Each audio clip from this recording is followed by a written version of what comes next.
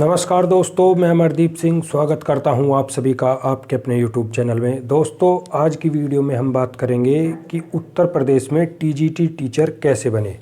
TGT का मतलब है ट्रेंड ग्रेजुएट टीचर, यानी प्रशिक्षित स्नातक शिक्षक।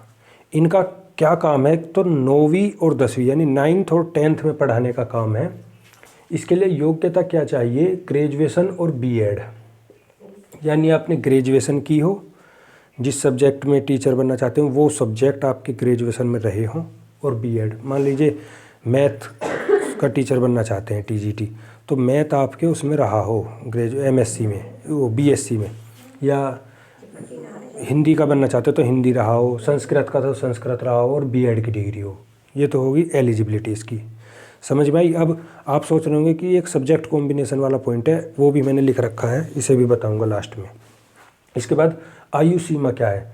तो 21 से 59 वर्ष, यानी जो भी गवर्नमेंट सर्विस होती है उसमें रिटायर होने की एज है 60 साल। लेकिन यहाँ पर क्या है, उत्तर प्रदेश में जो ये एडिड स्कूल होते हैं, यानी इंटर कॉलेज और हाई स्कूल, जीआईसी नहीं, जीआईसी वाले तो प्योर गवर्नमेंट सर्विस वाले हैं, उसमें तो 60 साल के रिटायर होंगे। लेकिन इनमें क्या है कि ये 21 से 62 वर्ष तक रिटायर होते हैं ये। तो इसकी एज क्या है आयु सीमा? 21 से 59 साल तक आप भर सकते हैं, यानी रिटायरमेंट की एज तक भी आप इसका फॉर्म भर सकते हैं। अब क्या सैलरी यानी वेतन क्या है इसका?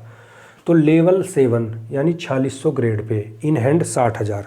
लेवल 7 4600 ग्रेड पे, ये समझ में नहीं आया तो एक वीडियो बनाई हुई है, 3, साढ़े 3, 4 लाख व्यूज हैं उस पर। उस वीडियो को देखिए जाकर, चैनल पर है, या आप वैसे भी लिखेंगे ग्रेड पे क्या होता है, फास्ट स्टडी प्लानर लिख दीजिए तो वो वीडियो आ जाएगी, उसे देख लीजिए। किसी भी गवर्नमेंट जॉब में कितनी सैलरी है, कैसे पता करते हैं, सब कुछ पता चल जाएगा उसमें, देखिए ये सब। तो 60,000 है इन हैंड।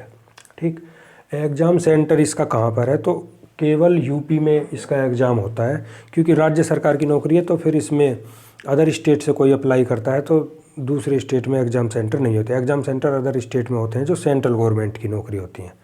ये उत्तर प्रदेश राज्य की, तो केवल उत्तर प्रदेश में होगा।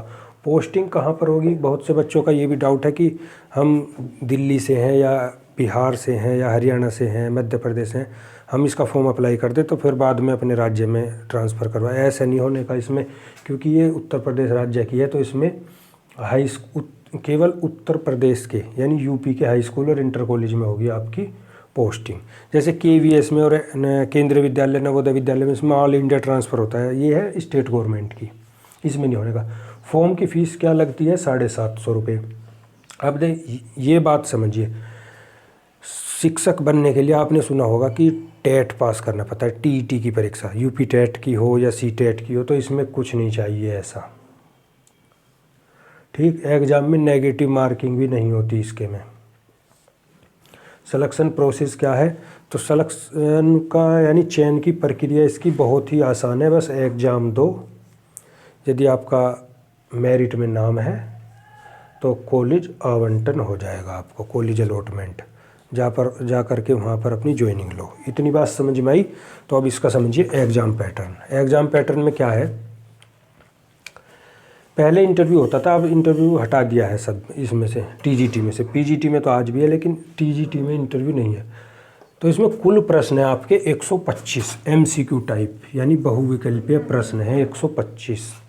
कितने मार्क्स के हैं? तो 500 नंबर के हैं ये। तो एक प्रश्न कितने नंबर का हुआ? 4 नंबर का। एक प्रश्न हुआ 4 अंक का। समय आपको मिलेगा 2 घंटे इसे करने के लिए, 125 सवाल करने के लिए 2 घंटे। नेगेटिव मार्किंग इसमें है ही नहीं है एग्ज़ाम में।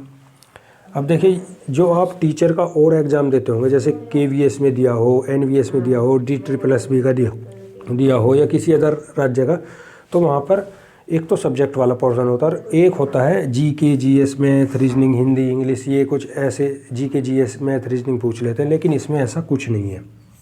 तो फिर पूछेंगे क्या एग्ज़ाम में? क्या आएगा एग्ज़ाम में? केवल आपका सब्जेक्ट, जो आपका सब्जेक्ट है उसी के 125 क्वेश्चन आएंगे एमसीक्यू टाइप। अगर अपने सब्जेक्ट में महारत हासिल है आपको, तो मेरिट में नाम आ जाएगा।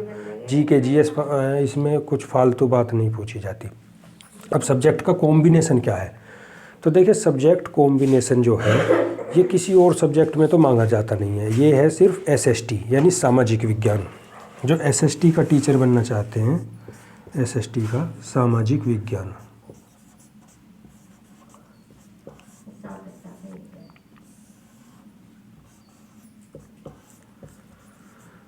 उसमें मांगा जाता है सिर्फ ये सब्जेक्ट कॉम्बिनेशन।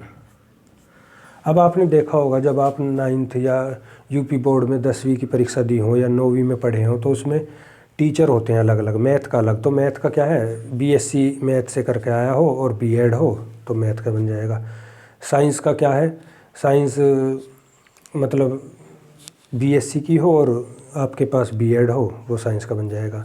संस्कृत का बनना है तो संस्कृत का, हिंदी का, ऐसे सब अलग अलग सब्जेक्ट में। अब इसमें सामाजिक विज्ञान एसएसटी जो होता है, इसमें 4 सब्जेक्ट आते हैं।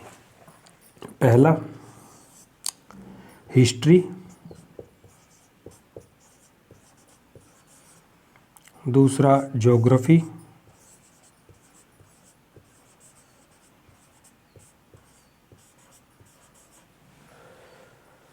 तीसरा पॉलिटिकल साइंस,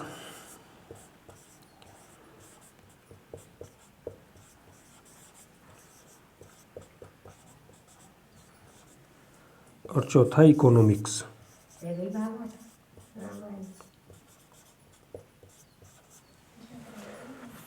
अब ये जो 4 सब्जेक्ट हैं यानी इतिहास, भूगोल, राजनीति विज्ञान और अर्थशास्त्र, ये 4 सब्जेक्ट हैं। सब्जेक्ट कॉम्बिनेशन का सिर्फ इतना मतलब है कि आपने अपने ग्रेजुएशन में, ग्रेजुएशन मतलब इनसे क्या होती है, बीए, तो अपने बीए में इन 4 में से कोई से 2 सब्जेक्ट आपकी बीए में, ग्रेजुएशन में आपके पास होने चाहिए, बस इतना मतलब है इसका सब्जेक्ट कॉम्बिनेशन का। तो आपने जैसे बीए की हो तो बीए में 3 या 4 सब्जेक्ट होते हैं। जैसे कोई सेंट्रल दिल्ली यूनिवर्सिटी से या उससे करता है तो 4 सब्जेक्ट होंगे, यूपी में करता है तो 3 सब्जेक्ट होंगे। 3 क्या, एक तो लैंग्वेज का होता है, हिंदी लो या इंग्लिश लो, 2 सब्जेक्ट लेने पड़ते हैं, तो 2 इनमें से होने चाहिए। वो या तो इतिहास और राजनीति विज्ञान हो, या इतिहास और भूगोल हो, या राजनीति विज्ञान अर्थशास्त्र हो, या भूगोल पॉलिटिकल साइंस हो, या भूगोल और अर्थशास्त्र, कोई से भी 2 इनमें से होने चाहिए आपके पास। बस इतना मतलब है सब्जेक्ट कॉम्बिनेशन का, बात ख़त्म। अब देखिए क्या है, वीडियो आपको अच्छी लगी हो तो चैनल को सब्सक्राइब कर लें, बेल आइकन को ज़रूर प्रेस करें, क्योंकि आपके सब्सक्राइब करने से ही हमें मोटिवेशन मिलता है वीडियो बनाने का। वीडियो अच्छी लगी हो तो लाइक और शेयर भी कर दें। अगर आपका कोई डाउट रह गया हो तो कमेंट में ज़रूर पूछिए, क्योंकि कमेंट यूट्यूब ने आपके लिए ही बनाया है। मैं हर कमेंट का जवाब देता हूँ। धन्यवाद दोस्तों। ठंडी दवाएंगे नुकसान बना दें।